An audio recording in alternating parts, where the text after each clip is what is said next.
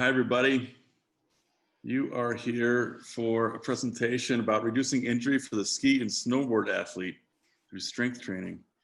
So if you're expecting something different, you're in the wrong room. You might enjoy it anyways, though. Yeah, you might stick around. Who knows, right? You might learn. Hi there, I'm Jason. I'm with Gnarly Nutrition, and I get the pleasure of introducing this topic today. And before we do that, I'll talk to you just for a minute about Gnarly. Gnarly is a NSF certified clean sports nutrition company. We offer a full line of all natural NSF certified sports nutrition products. We design nutrition for athletes and individuals who pay attention to what goes on inside their bodies. We pride ourselves in offering clean, honest nutrition that tastes great.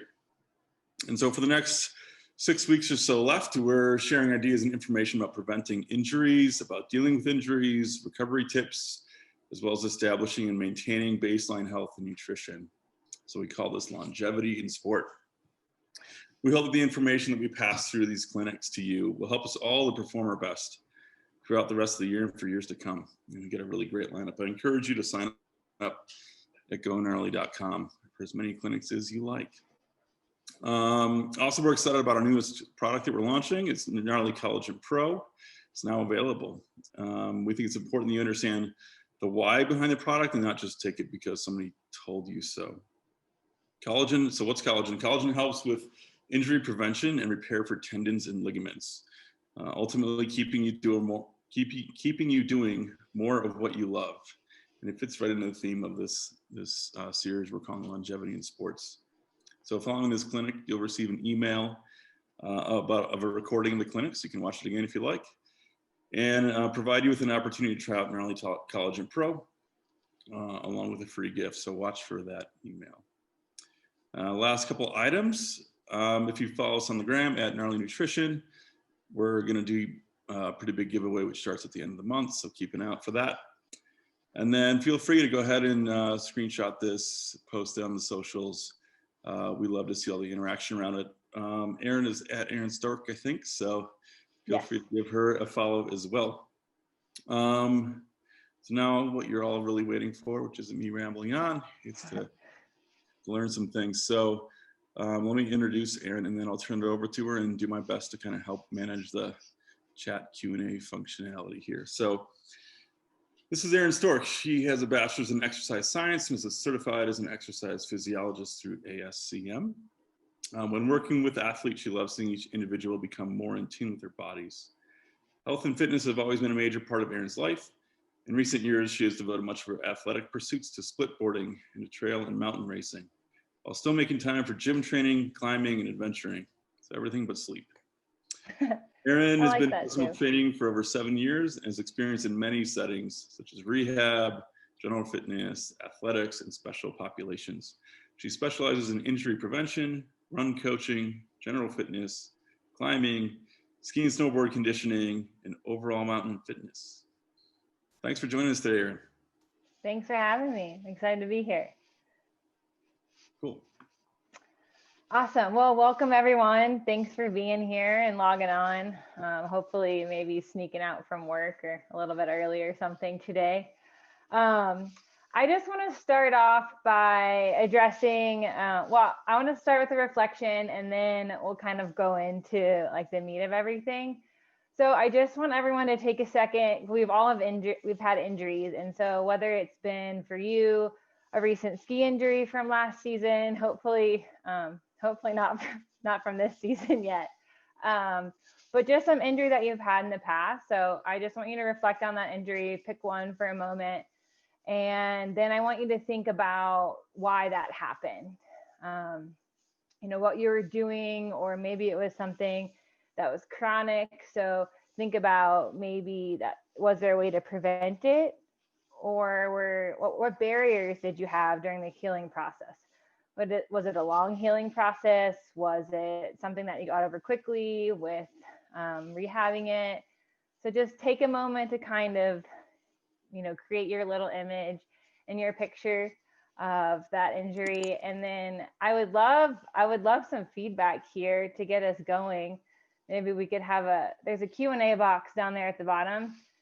So maybe we could have a brave soul kick us off with one of their injuries and, maybe answer one of the follow-up questions about why you think it might have happened or barriers that you had.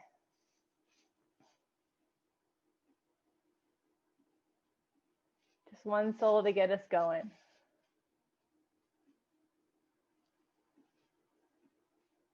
Don't be shy.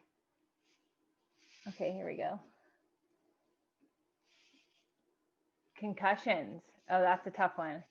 Having too much fun and feeling the stoke. Yes.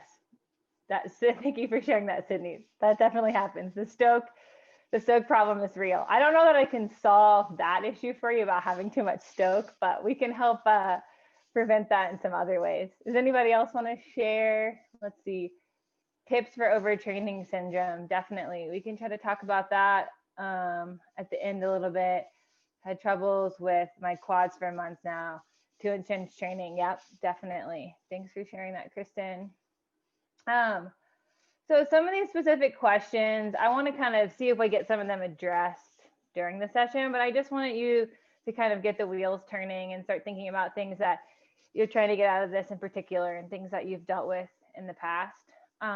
So I'm going to do my best to address skiing related, snowboard related, and backcountry specific, because I know everybody kind of has their different niches, and so it can be kind of a generalized topic. So we'll dive a little bit into, like, some of them will be specifically, a couple points I'm going to talk about will be specific to backcountry and like the skinning motion versus like downhill snowboarding or skiing, but we'll talk about it all because I know there's probably many of you out there from kind of different snow sport worlds, and that is totally fine. So from here, I just wanted to talk a little bit about why strength training is important and why it can prevent injury. I know people hear that a lot, that strength training is important, or maybe you think of strength training to get you strong, hence the name, or get you ready for season. And obviously that's a huge part of it too. And it's definitely that preseason training is ideal and is a huge component of injury prevention. But I want to talk a little bit too about how it's not just stopping once the season starts. And I think that as athletes, that can be challenging because we get a lot, like Sydney mentioned, we get like a whole lot of stoke on our sport, right? And you kind of forget about the kind of routine things that may not be as fun, which are some of the maintenance stuff that we're going to go into a little bit more. So that's a component of, why strength training is important. It's also going to help, and specifically for like skiing, snowboarding, and we'll kind of say skinning too. I mean, there are almost 3 different categories there, is to help build your efficiency and your power.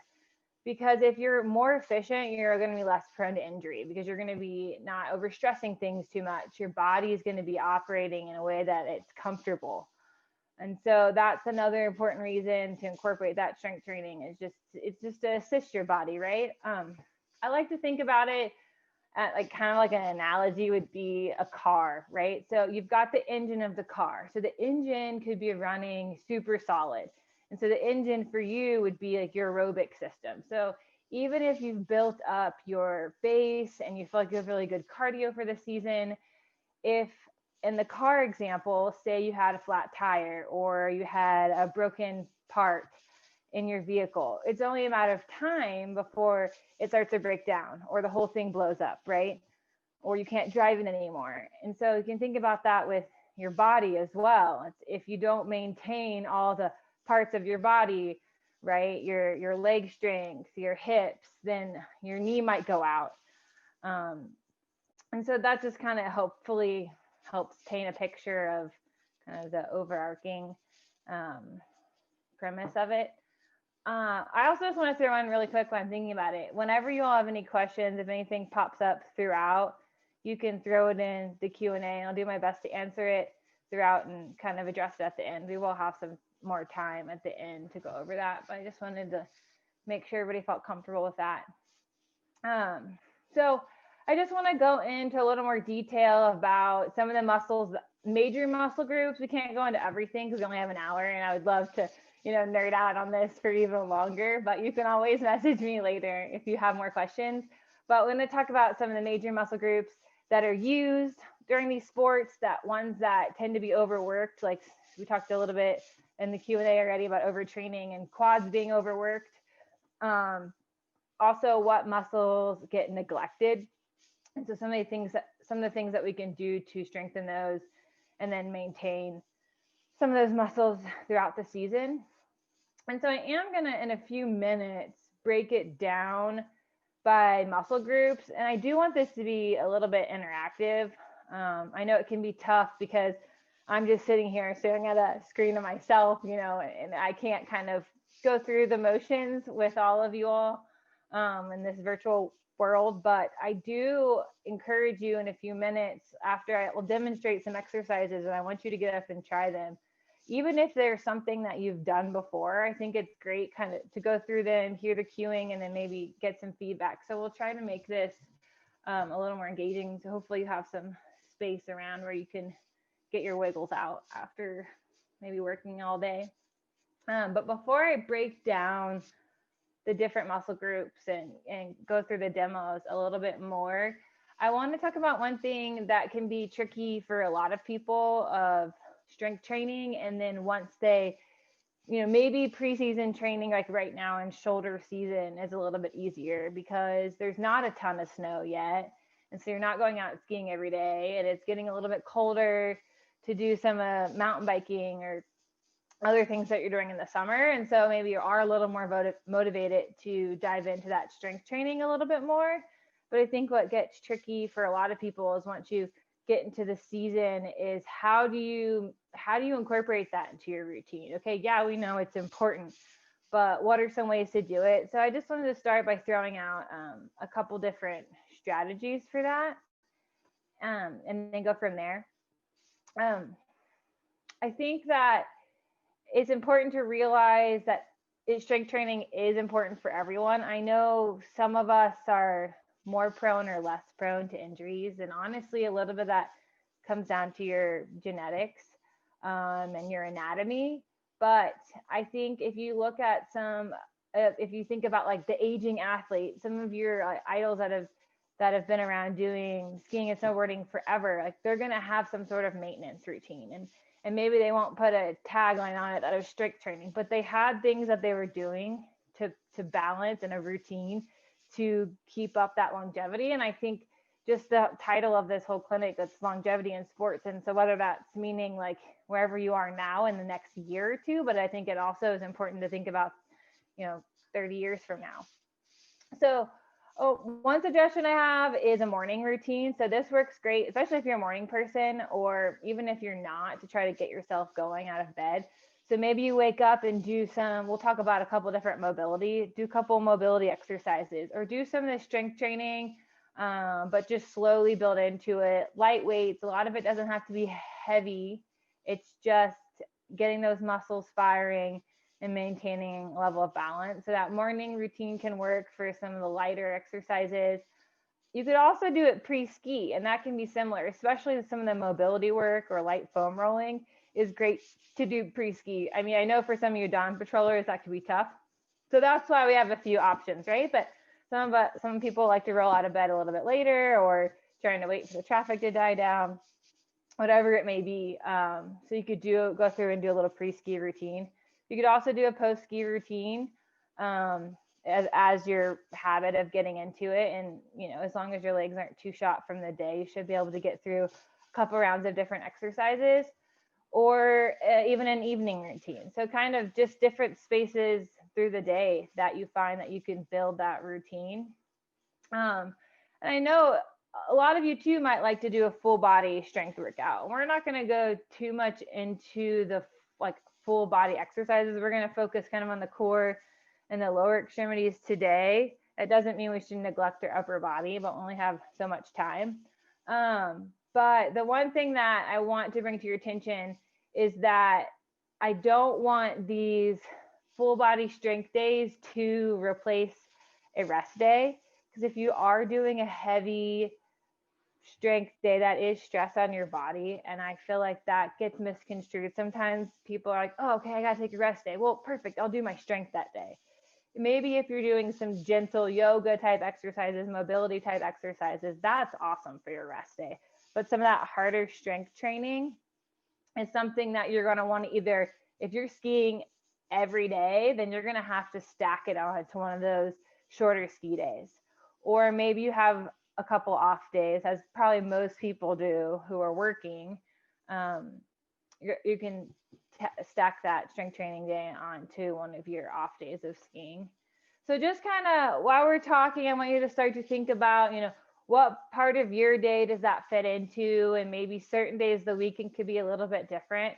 But thinking about, like, if you just want to do a short circuit, you could incorporate it 2 days a week, right? It doesn't have to be this huge daunting task, because as we know, something's better than nothing, right? So you have 10 minutes, then get in a round or two of a couple of different exercises. So just keep that in mind as we keep talking about going to dive more into the specifics of different muscle groups. So I want to give you a quick overview of what muscle groups that we're going to be focusing on today. So I'm going to talk about your quads. I'm going to talk about your glutes. So those are your butt muscles. I'm going to talk about your abdominals, your hip flexors, so that your iliopsoas primarily. And then we're also going to talk about your hamstrings that are often neglected. So let's jump back up to your quads. And I also want to say, I'm going to talk about the exercise a little bit, and then we're going to for some of the muscle groups, we'll do a couple exercise. Others, we may just do one exercise, but I encourage you all to demo. And then afterwards, I'm gonna step away from the computer, but afterwards, if you have questions while you're doing those exercises, something doesn't make sense, then we can chat about that after each exercise. Okay, so with the quads, your quads are probably one of your primary muscle groups in skiing, snowboarding, or skinning. And we already did have a question about the quads. I think though, for the most part, people do a pretty good job of strengthening their quads, and the injuries often come from your quads not being balanced out. So we use our quads a lot in daily life, and even some of the basic strength training exercises people are probably familiar with. So think about walking, running, biking, just from standing, being on your feet, our quads get activated a lot. Exercises like squats are primarily quad dominant movement. And so I think people typically, just by their lifestyle, if you're an active person, do a pretty good job of strengthening the quads. But what we often see, and we'll talk about this more when we get to the hamstrings as well, but is that maybe your quads aren't balanced out well with your hamstrings. And that's where some of those injuries can come in. And then, like Kristen had a question about before, sometimes too is that your quads just get beat up because they are so dominant. So people don't often use their other muscles around it as well, like your glutes. And so those quads are just taking all of the load. So they may be really strong, but they could end up being really tight. So one simple way to help with some of that tightness as you're building up some of the other muscle groups to help prevent that is some gentle foam rolling. And so you can foam roll the upper parts of your legs to loosen that up all the way up into your hip flexor area if you're having some tightness in those quads. And I'd say, you can do that a couple times a day. Do that pre-ski and post-ski for a couple weeks, and I think you will start feeling some of that tension loosening as you're doing the strength training exercises. So the important thing is trying to couple those together. Or using one of those Theraguns work well too, if that's something you have. So whatever tools, or one of the wands, the rolly ones. So some of those tools, that whatever you have available to you. But the main thing I want to talk about or kind of run through with the quads is a variation of a squat. So it's your normal squat pattern. So you all should be able to hear me because I do have my headphone mic in, but chat me if you do not. So I want you to think about with your squats, a great way for starting to do these right away is awesome because, you know, there's not that much snow out there. So it's still preseason. So to get strong for preseason, but also if you're not getting out and skiing every day, so maybe you're more of like a weekend warrior, getting out once a weekend, you want to maintain that strength throughout the season. It's a great exercise. So typically with your squat, I mean, people have a little bit different anatomy. Your feet are going to be more or less shoulder distance apart. If your anatomy wants your toes to turn out a little bit, that's fine. If your toes are straight forward, that's also fine. Big thing here is that I want your knees tracing with your feet. So my feet are toed out, then maybe you guys can see me a little better if I do this. Yeah, if your feet are toed out, then that's where your knees go. And so for now, just pretend like I'm holding your weight. What I want you to think about on this particular squat, it's called an eccentric squat. So what that means, eccentric is the low, in this exercise is a lowering phase, okay? It's your muscle lengthening. So you're gonna sit down slowly into that eccentric phase and then come up with a count of 1. So I like to think about 3, 2, 1 on the lower, pause for 1 at the bottom and 1 on the way up. So if you think about this motion is going to help you build those legs a lot better for powder days, right? When you're really feeling that leg fatigue, or even just, you know, a 3,000-foot run, whatever it is for you. So if you all want to join me, hop up out of your chairs or whatever, and just practice a few squats. See how you feel. Maybe you have some questions about your squat form while you're at it, but see what you feel as you're lowering a lot slower and then coming up quickly with that power. And so sometimes squats kind of get over talked about, like put all your weight in the heels, shift your hips back. I want you to find that squat that's comfortable for you, okay? We want to try to maintain somewhat vertical upper body. So if that's sitting down straight between your legs is most comfortable, or if it's sitting your hip back a little more is most comfortable for your anatomy, that's fine. Let's just have you guys do a couple more just to feel that out. Stretch the legs a little bit too. Awesome. All right. So I want to know, that's the only exercise for, we're going to spend a little less time on quads as far as getting into specific exercises. But if you do have any questions about more exercises for that or more treatment for tightness or squat form, go ahead and you can write anything into the Q&A and we'll just hang here a moment, see if anything comes in. And then if not, we can jump into the next muscle group.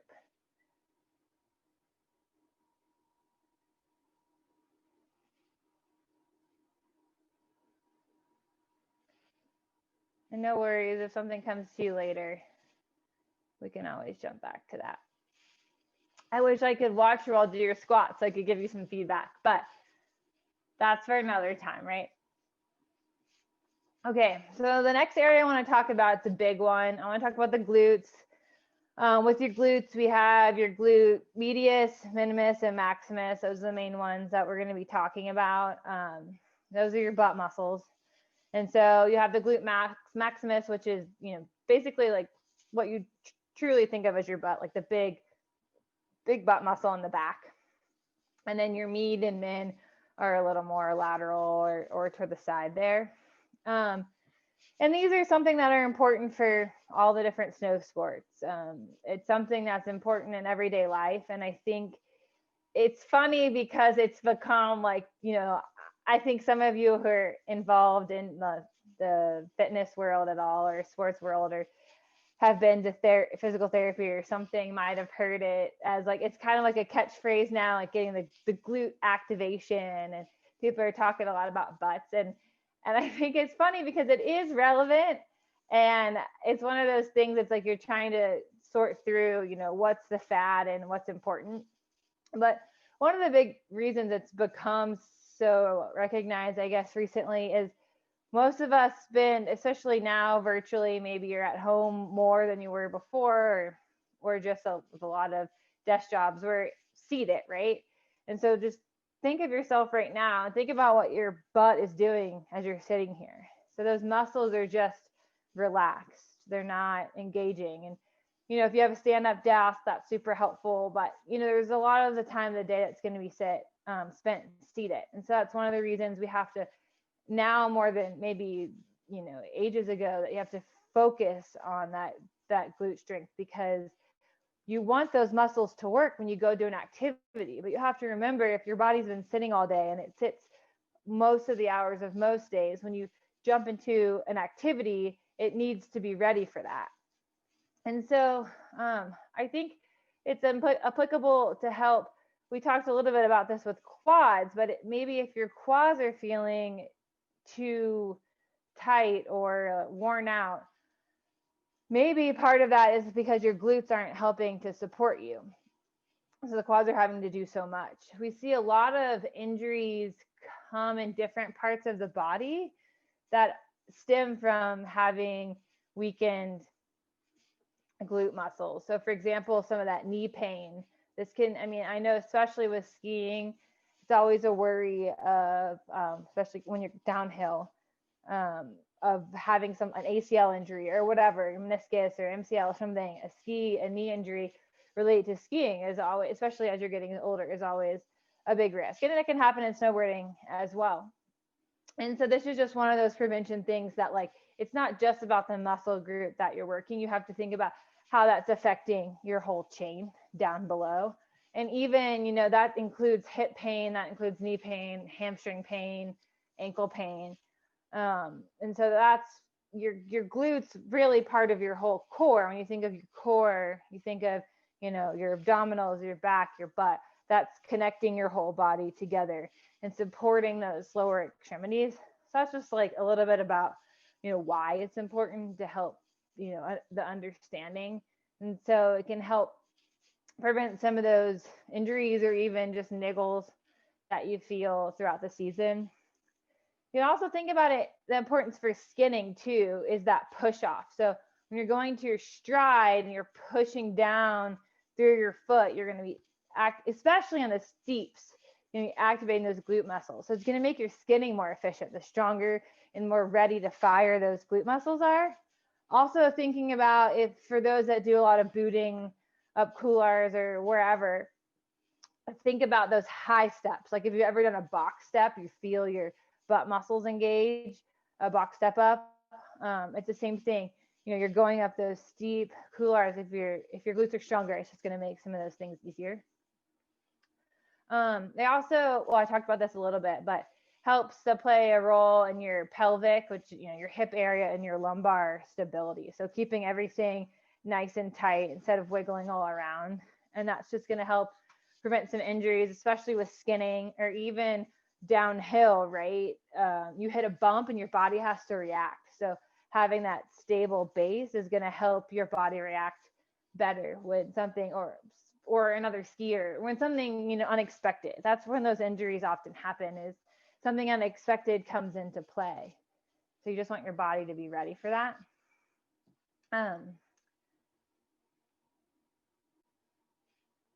So let's go ahead and try a couple of these exercises out. So the first one I'm going to talk about is an exercise you may be familiar with as a bridge, but I want to just go through a couple different variations of bridges depending on your level and kind of what equipment that you have at home. So I'm going to start with the most basic version. We can just talk about form a little bit. You can lie on your back here. Your feet are typically hip distance apart. I like to have my palms up to the side. Lift those hips up. The big thing here is you want to think about tightening those butt muscles at the top. And the other thing you want to think about is getting those hips all the way up so that you have a fairly straight line, so you can work on stretching out those hip flexors here in the front from being in that seated posture all the time. Sometimes these guys shorten up here. So a couple things we're thinking about when we're doing a two-legged bridge. And so if you're looking to do something simple without equipment, and that's a little bit easy, you can always do you can cross one leg over here, or just keep that knee bent up and go into a single leg bridge. So just pushing through one leg at a time. I'll show the other side, you can see it a little better. But here, and feel free to go ahead and jump on in with me and try some of these out. Thing here is you really want to make sure your heel is on the ground. Because if you're pushing through your toe, you're going to get a lot more work from your quad and your knee versus your glutes there. And so there's a couple basic ones. One of my favorites, if you're wanting to look for something a little more difficult, I'm going to roll this ball out, but you can do it. It's definitely harder, even harder on a ball. So you'd want to start maybe with a surface that doesn't move, but this ball is my chair. So it seems like an easy one to grab. It's by elevating your shoulders. You're going to have a bigger depth. You're going to be able to come down lower. And so it's going to be a little bit more load as you come back up, making it a little bit harder. If you are doing it on a ball, you're going to add in that stability component where you're feeling it wiggle around. You can also take it single leg on a ball. Let's see if I can even show you all well, because it's pretty challenging getting those muscles to fire and stabilize here. I'd say starting off, try just, I don't know, a good thing to use at home could be like a cooler or a couch, and trying that single leg bridge on a more stable surface. So you don't have to worry about fighting the movement. You can just focus on activating those muscles. And it's cool to do the single leg because you can kind of feel maybe if you have one side that's stronger than the other, you can get them to work on their own. Okay, I'm going to show you one more exercise that you can add into your injury prevention circuits for your glutes specifically. So with this, we do need a little bit of equipment, but you can get creative. You can always ask me questions if you don't have or aren't able to get something like this, but I'll show you a little bit closer. This is just a regular mini band. And this is one of the cloth ones. So this one you typically are going to put above your knees. And this one, most people are more familiar with, goes around your ankles. So I'll just show you with a little rubber one. So I'm going to talk about a monster walk. And I know there's a lot of different variations out there for monster walk, but to get the best activation, your starting position, you're going to want to think about just like you're getting ready to sit back into a chair. So it's that athletic stance or defensive stance where knees are bent slightly, your hips are back slightly, and your belly's tight. And once you're here, I want you to bring your feet as wide as you can. And your knee, like we talked about with squats, your knees are going to be in line with your feet. So we don't want any of this buckling in because then you're getting no activation here. The pulling out of your knees is what's getting those glute min and med muscles out here. So keeping those feet wide, you can hold your hands at your chest or you can alternate hands, opposite hands off your feet, whatever's easy.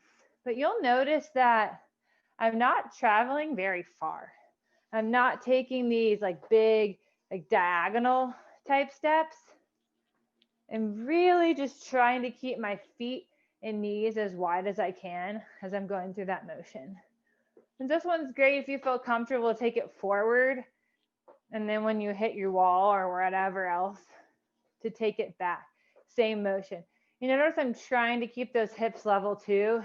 There's not a lot of sway. So that's where even some of that full core stability comes in too. So this is a great one to do even as a quick warm up before you go skiing because you'll feel it pretty quickly. Try like 15 steps forward and back. And that's a great warm up even. All right. Any questions? I would love to hear what you all are thinking and get some feedback on any of it or any questions or even issues that you've had in the past with some of the stuff we've talked about so far.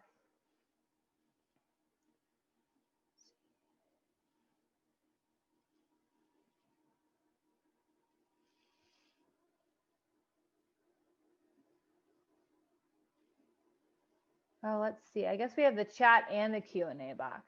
Well, feel free to use either. I'm not sure which one's the best, but just a heads up, I'm learning here.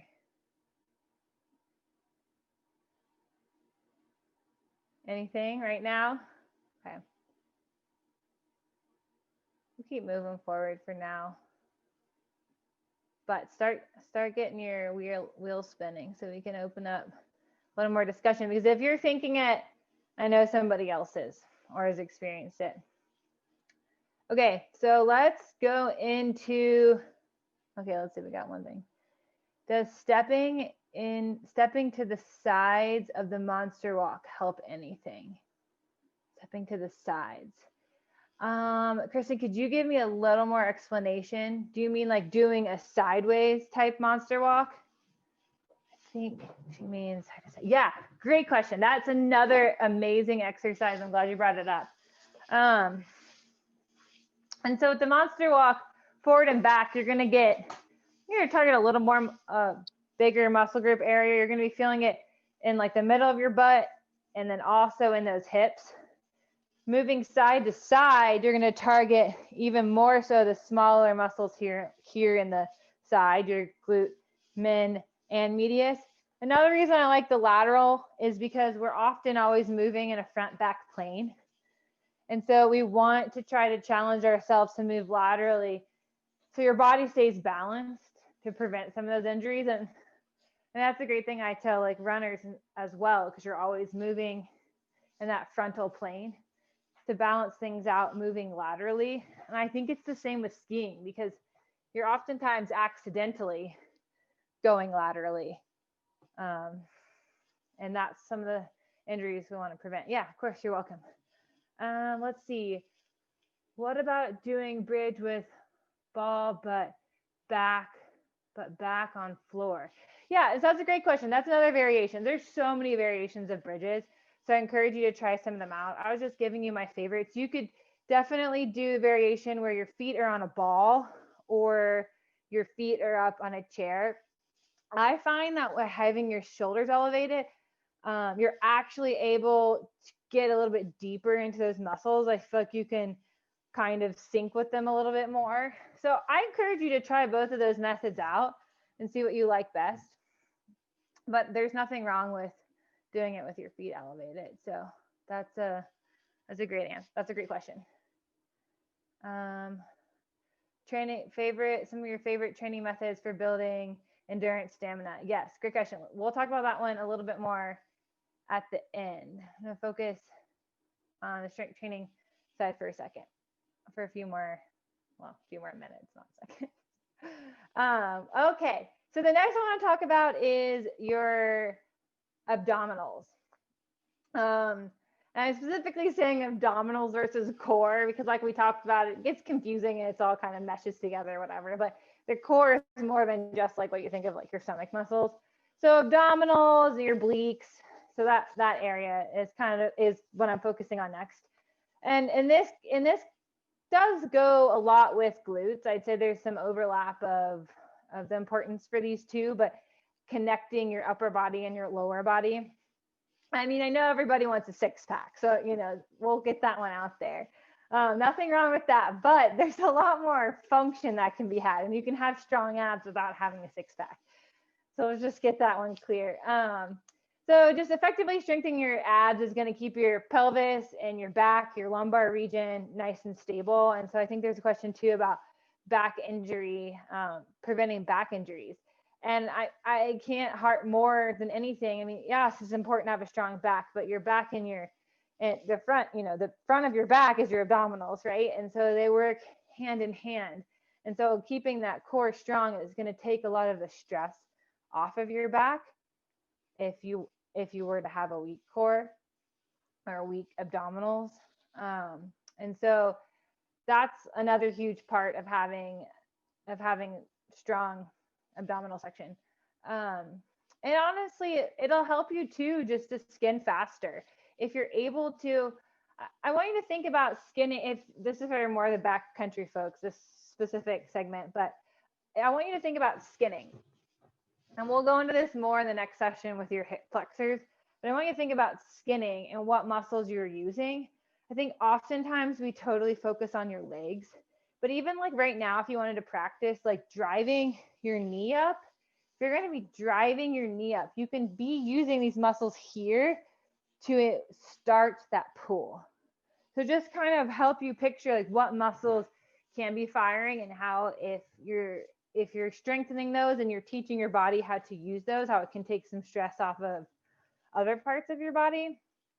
I guess another thing too is, you know, the stress of having a touring pack on, especially if it's a bigger day or if you're going on an overnight trip too. By having a stronger midsection, it's going to take some of the strain off of your back, off of your shoulders, because you're able to keep everything tight versus like, you know, if your core is weak, you're maybe in this arched position or in this hunched position. So having those strong muscles there is going to help keep good posture. It's going to distribute the weight better. It's going to cause less strain to other areas of the body. Okay, so for exercises here, there's so many. I mean, there's so many that we could do. So many really fun ones, and I wish I could show you a gazillion more. But we're already, you know, over halfway through the time. So I'm going to show you two simple ones, and then you can always reach out to me individually if you want to know if something's effective or not. Okay, no equipment needed. My favorite exercise for, I'd say, ski conditioning training is the mountain climber. And so there's a lot of different variations of the mountain climber up there. What I want you to think about, you're starting in that plank position, your shoulders are stacked right over your hands, and then you're slowly driving those knees to your chest. Like you've all seen the fast kind, and that's great if you're looking to get your heart rate up, but that's not what we're focusing on. I want you to try this out, and I want you to feel how much more of that abdominal working when you're going slowly. You can even pause at the chest. The other thing I like about this for those that are skinning is think about what we're doing there, hip flexion. So you're teaching hip flexion is, this would be hip flexing, your hips, you know, your knees coming up, your hips bending. It's teaching your body how to use your abdominals to flex the hip a little bit. So I think that's a good one. And if you want to make that one harder, you have one of these guys, or you go to the gym and they have one, just a quick variation, forearms up on ball. You can slowly bring those knees forward. And if you want to make it a little trickier, you can even knock the ball, and then it forces all your muscles to restabilize there. That's just a fun little variation. Can make it a lot harder. And the other one I want to work on is more of a rotational, talking a little bit about the obliques, your side abdominals, which play a part in all that too, especially when we were talking about kind of if something causes you to lose control, to be able to regain that. And also even thinking about like carving or turning with skiing. So this is well, first I'll show you the side plank is the base of this exercise, and then I'll show you if you're looking to be a little more creative. Just from the base, I like to take top leg over top bottom leg just to have a strong base there. Shoulder stacked over elbow. And then we're gonna make this a little more fun. You're gonna do a rotation. And so you can also add a weight, but we'll just do body weight right now. So your hand can start to the sky. You're gonna reach it under your rib cage, and your head follows that hand back up. It's nice and slow and controlled movement. And so if you're looking to make it a lot, well, I have a weight here, I'll just show you. If you're looking to make it a little bit harder, you can always add that weight in. And then you have to focus a lot more on control. Just make sure that you have good shoulder strength there and not to add a weight that's too strong for your shoulders. So you want to be able to keep that shoulder in position as well. Okay, those are two of a gazillion core exercises or abdominal exercises, obliques. So go ahead, if you have any questions, you can start sending those over if you have any specifically about that topic. And I may go ahead and start jumping into the next one, but I'll just answer those as they come in, no big deal. Because this next one, honestly, is really related. I mean, your hip flexors, are all connected and almost into that whole, you know, what we talked about, core area.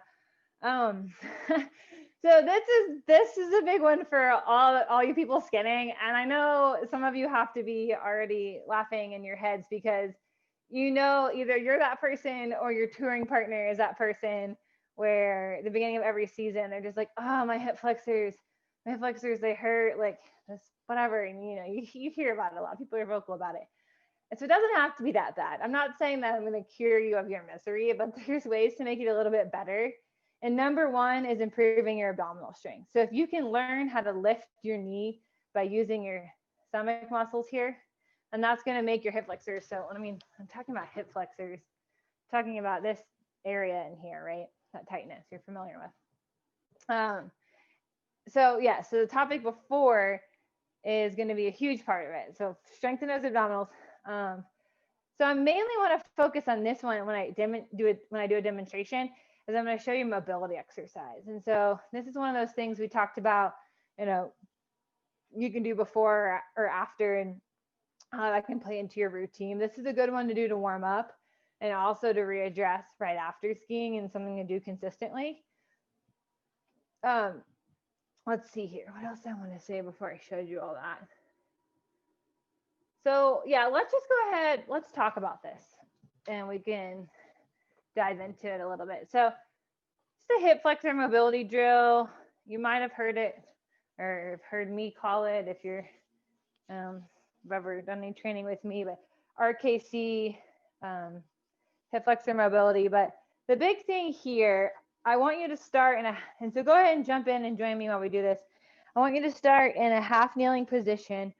And I want you to think about the 3 B's. And so that'll help you remember what cues you need to do. So we'll start with front big toe. You're going to push that big toe down into the mat. So big toe, push it down. Belly button, pull your belly button in. 3rd B, back toes. So they're tucked under. And then what that'll help you do is, if you've done yoga, it's that pelvic tilt forward, like you're tucking your tail. That's the position. And then the knee that's down, I like to add an arm reach. And then from there, you can slightly shift forward. And you should pretty quickly feel a pull. If you're in this position right now and you're not feeling anything, there's something a little wrong. You need to remember to tuck the tail, and that's the key here. And so even if you have pretty loose hip flexors, you won't have to shift forward all that much before you feel it. And so you can hold for just about 3 or 5 seconds and come out of it. And so keep practicing that if you want. I'm just going to talk through it a little bit more. What makes it mobility versus a stretch is that you are actively moving through that joint versus a stretch is just going to be holding. And I think that the mobility is over time going to help, your muscles are engaged as you're moving through that joint through motion. And over time, that's going to help you, sorry, question came in, increase that looseness, if you want to, you know, find a general term for that in those areas. And so there's a lot of other exercises that you can do too that are more of the mobility versus flexibility side of things, but specifically for this one. And so that's one, like, you know, hold 3 to 5 seconds, do it 5 to 10 times on each side. You can do that a couple times a day. And so that, I think, being consistent with that, if you're one to have trouble with those hip flexors historically, is going to be huge for you. All right. Any question there?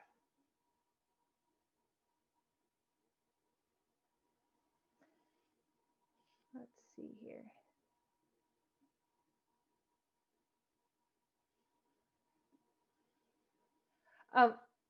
Real quick, go ahead and just shoot me a chat. Those of you that have had trouble with your hip flexors in the past, I just want to hear from some of you to see, you know, how many people are affected by that, or maybe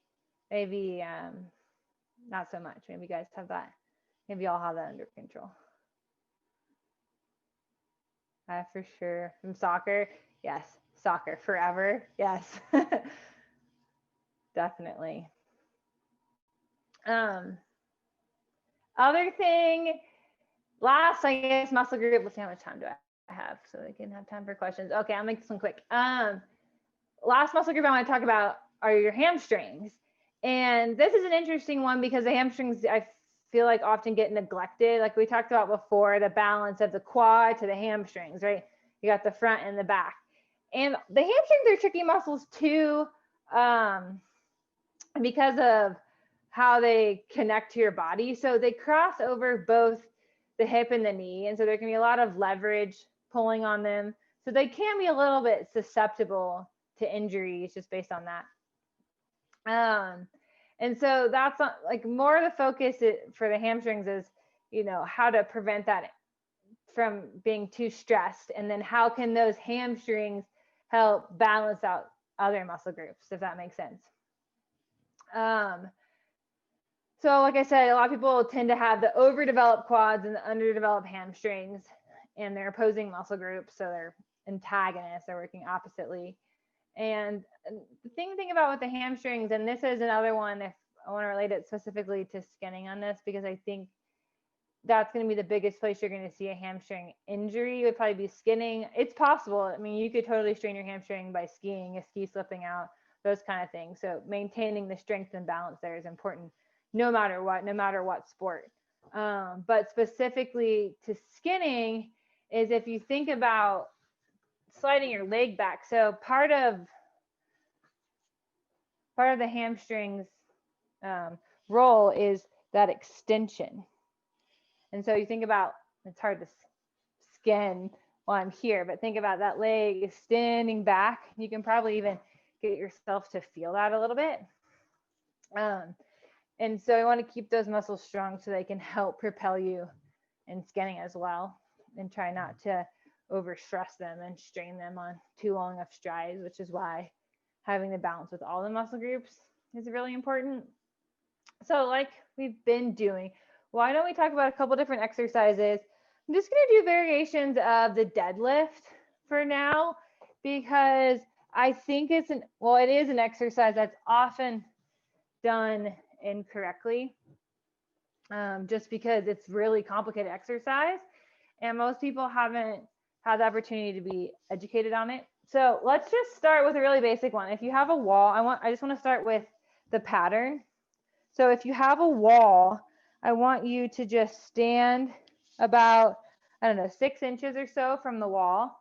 You can just have your hands on your hips for now. And I want you to just push your hips back to the wall and stand tall. So you'll notice, you'll notice my knees aren't bending very much. Most of that movement is coming from the hips. Your belly's nice and tight and your back stays flat. And so just so you can see if there's a wall behind me, that's the basis of a deadlift. And so before you even get into deadlifting, it's important to master this pattern. Pushing back as far as you can. You'll feel a little stretch in your hamstring. Standing up tall, you'll feel your butt cheeks come together. And so with this exercise, you can easily take that pattern, keeping that pattern, and make it a little more challenging.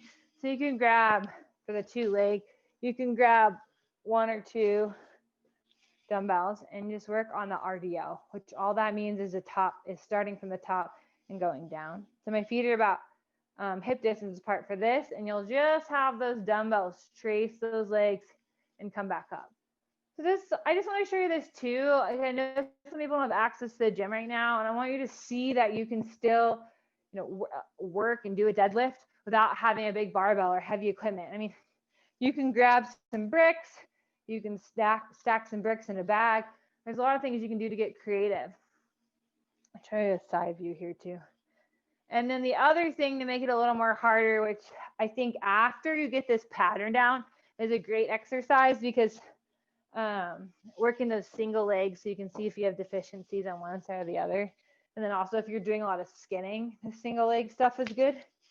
So start by just showing you a body weight single leg exercise. I don't want to kick anything over. But if you need to help with balance at first, you can just think about doing airplane arms.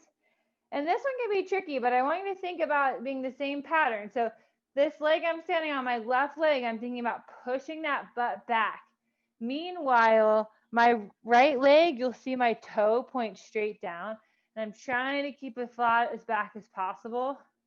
And you don't have to be able to touch the ground. Just think about getting as far as you can by pushing your butt back.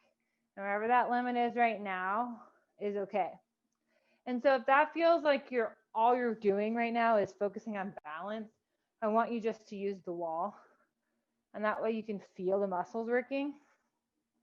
And then if you want to progress it a little bit further, you can do the single leg and you can add a hop and then work on stabilizing at the bottom. So just a couple of variations of that one you all can work on. Or you can add a weight in your hand. Okay. So those are all the different muscle groups. Let's spend some time wrapping it up a little bit and then answering some more questions. So those questions that you have, you can start putting them in the Q&A. And I'm going to wrap up how to put it all together. And then we can spend the last few minutes for that. So I know it's a lot of information and we just went through a lot of different exercises as well. And so it can be a little bit tough for some of you, like how do I put this all together? So you have to figure out where your starting point is, but a good range for reps would be 10 to 15 repetitions. If you're doing lighter load, because you don't have a lot of the weights at home, you can go a little bit to the higher rep side to make things a little bit harder. And then somewhere between 2 or 3 sets. So it doesn't have to be anything crazy. You can do that 2 to 3 times a week, pick 4 exercises, do it one day, pick 4, do it the other day, or you can do them all at once. It's just something to fit into your routine. It doesn't have to be overly complicated. Or if you prefer to do more of circuit style, you could set a timer, 30 to 45 minutes of each exercise. If that kind of helps motivate you through it, then I think that's perfect too. Or you can incorporate them to a big like full body strength training day, if that's something that you're interested in too. One question that we had before was some of my favorite training methods for building endurance and stamina. I'm thinking of this as in like preseason training. If we're thinking a couple outside exercises, I think biking and running or power hiking are excellent options. You want to make sure you start in that steady state pace to build up your aerobic base, which would be a whole other topic to go too much into that, but making sure that your body's working efficiently. And then if you know you have that base and you're ready, push a little bit harder, adding in some intervals, I think is a great way to train. Try doing some hill intervals. Think about how much time we spend going uphill, right? Because we go uphill to ski down it. And if you're looking for something for the gym, I'll just give you one of my favorites that I have some of my athletes do is called a step down. And so you pick 2 pieces of equipment, like if you have a lot of options, like I like to do like the ski erg and the assault bike or something like that. And you'll start with 10 minutes on one, and then you'll do 9 minutes on the other. And then you'll do 8 minutes on the first one, 7 minutes on the second one. Back and forth all the way till you get down to 1. So you're stepping down the time each one. So I think it's a total of like 55 minutes. And so that would be a good one if you're just looking for something fun to try that doesn't take up too much time. So that's a little bit of endurance stamina. What other questions do we have?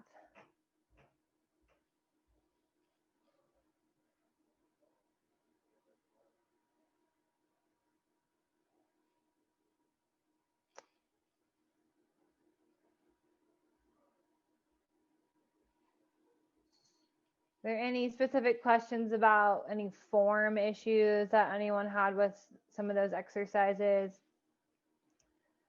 Or any modifications they need to make it harder or easier? Or even just barriers that you've had in the past, how to overcome them?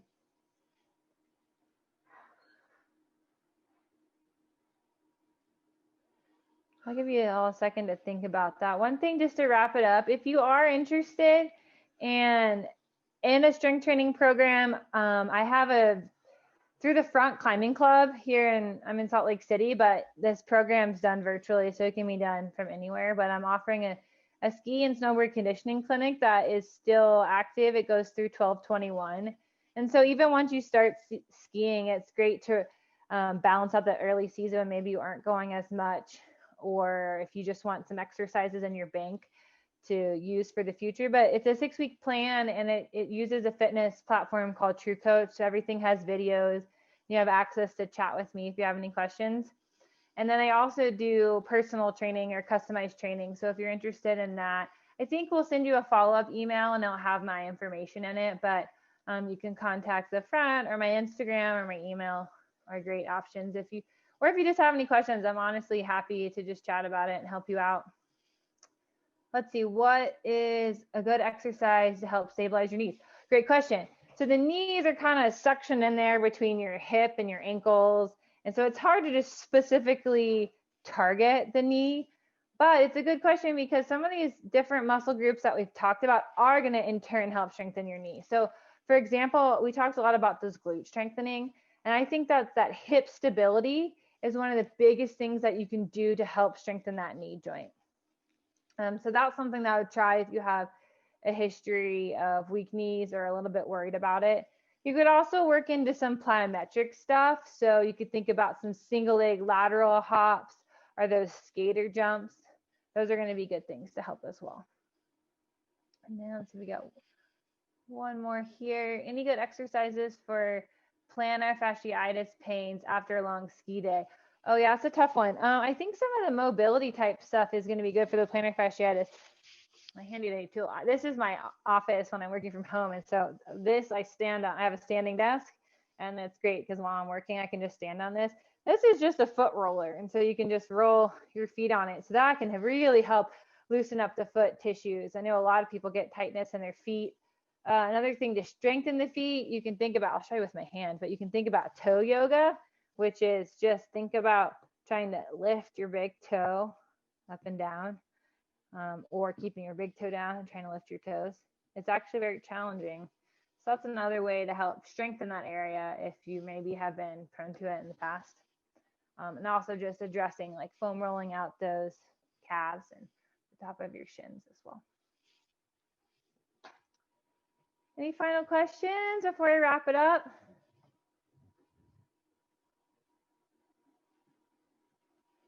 Awesome. Well, thank you all so much for participating, and I hope you enjoy this, and everybody that watches the recorded version get something out of it as well. And I think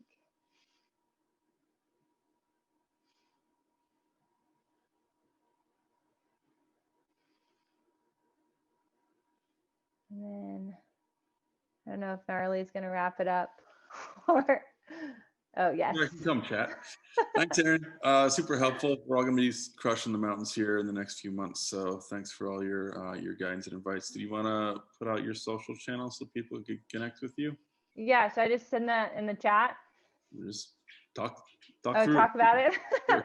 Okay, if you want to find me on Instagram, I'm Erin, or at Erin Storck. So that's ERINSTORCK. I guess you can see that there.